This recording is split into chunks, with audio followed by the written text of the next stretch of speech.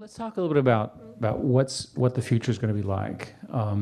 So let me suggest, for example, that in the next 10 to 20 years, we're still going to have countries, we're still going to have conflict, there's still going to be problems in the Middle East, there'll still be problems of inequality.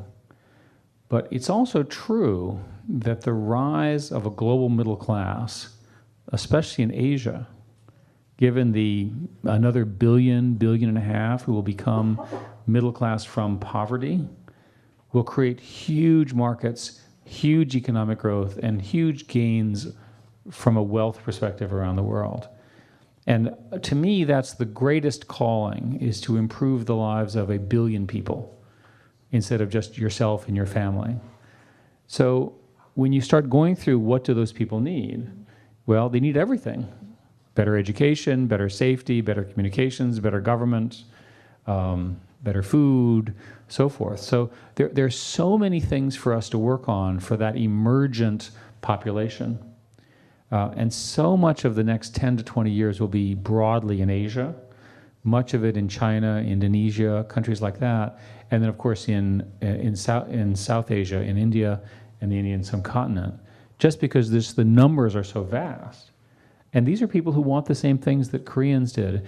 And you all are young enough, you don't remember that in your own country, your grandparents were very, very poor. Right? Your grandparents remember it, but you don't.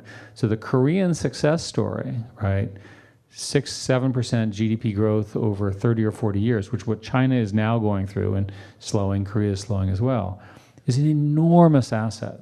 So my first comment would be I would focus on that kind of economic prosperity lifts everybody, right?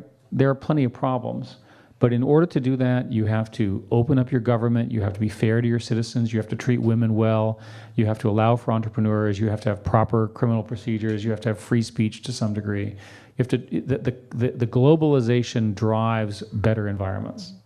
That's my first point. My second point is that the technological revolution is accelerating during that period.